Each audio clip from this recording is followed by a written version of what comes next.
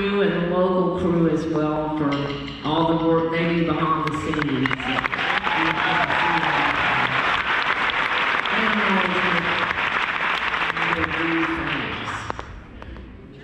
So I like to make sure to give a nod to the crew.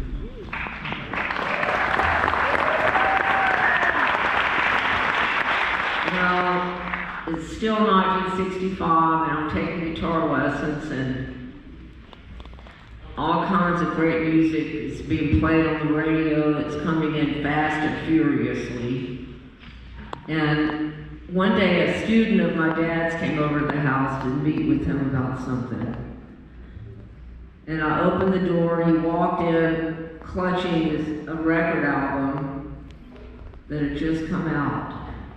And he's holding this album just saying, "You have to listen to this, you have to hear this." It was an event. The album was Bob Dylan's Highway 61 Revisited. And it blew my little 12-year-old mind. This young man came and brought this album in the house and just so excited about it. He set it down to go in and meet with my dad in another room. And while they were in there, I picked up the album, studied the cover, read it, and then finally put it on the stereo system, which probably wasn't a very good one, but it didn't matter. The photograph on the front just slayed me.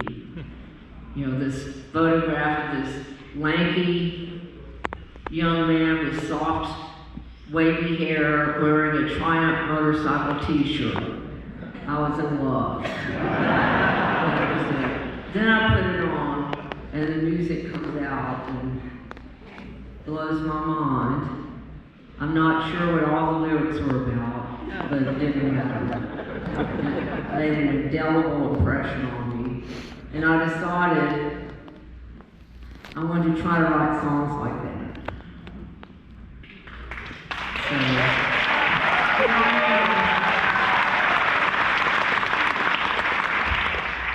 That album was my teacher of sorts. That's the way I learned. To a large extent, I listened to songs all the time. That's all I did, was just listen to records and study the songs, read the lyrics, and try to figure them out. I would go to the music stores and look for songbooks that had the songs in them that I had on the albums, because then I could get the lyrics and the chords. And I could learn the melody by listening to the record. And the chords would be in the songbook and the lyrics. And so I'd just be able to put it all together. Nothing made me happier than sitting for hours with my acoustic guitar and the songbook and singing these songs or trying to learn them. So this is a song from that album. It takes a lot to laugh, it takes a train to cry. Woo.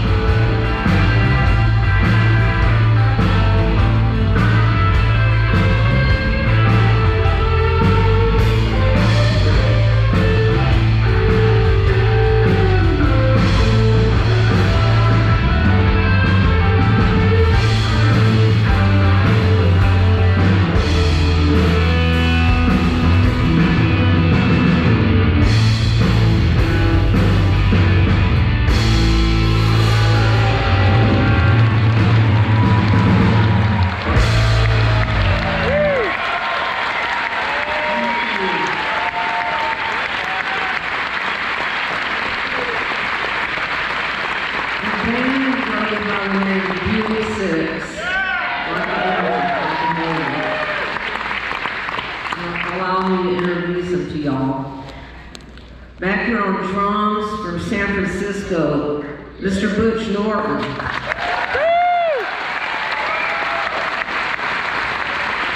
On bass in Tucson, Arizona, Mr. David Sutton.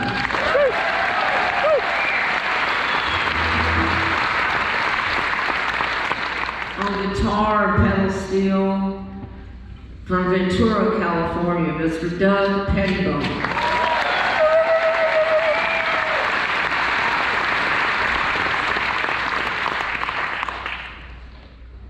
On fiddle and guitar and background vocals from the great state of Alaska, Mr. Stuart Mathis.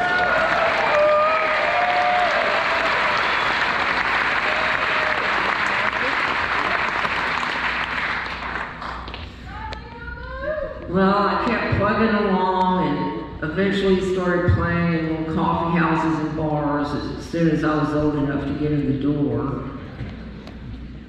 And I managed to do a couple of albums for the Folkways label, which of course was this iconic, revered, respected record label. So I was pretty excited about that. A lot of the music I've listened to for so long was on Folkways.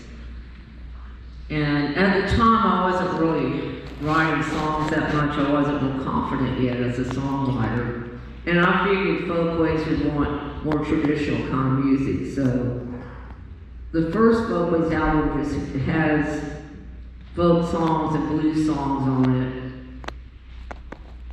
And a Hank Williams song. I loved Hank Williams. My dad loved Hank. And his music was played in the house all the time, so I was always hearing it. And my dad used to tell a story about how he met Hank Williams, which was a great story that I want to tell and share with y'all.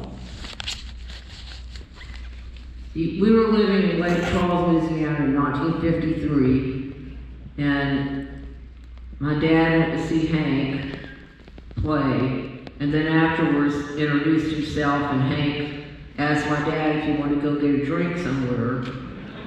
And so they went to some little dive bar. It might have been one of those gas stations with a bar. Apparently they had those back then, which is pretty mind-blowing, but I was told that back in the 50s they had these little gas stations where you could get a cocktail or a beer or something and fill up your tank. It's just amazing what went on. Those are the days, I guess, huh? Fill up your tank in your car and fill up your tank. And drop off down Route 66 or something. Anyway, so while they're at the bar, you know, they're talking and everything. Now, my dad is from Arkansas. He's pretty much a country boy from Northwest Arkansas. And, you know, he and Hank had some of that kind of thing in common. But at the time, my dad, you know, was a professor and he was also a poet. So he liked to dress that part with the tweed jacket and the beret and suede, the patches on the elbows of the jacket. Of course, Hank could see through all this, you know. He asked my dad what he wanted to drink, and my dad said something like bourbon and water or something like that. And Hank said, "Well,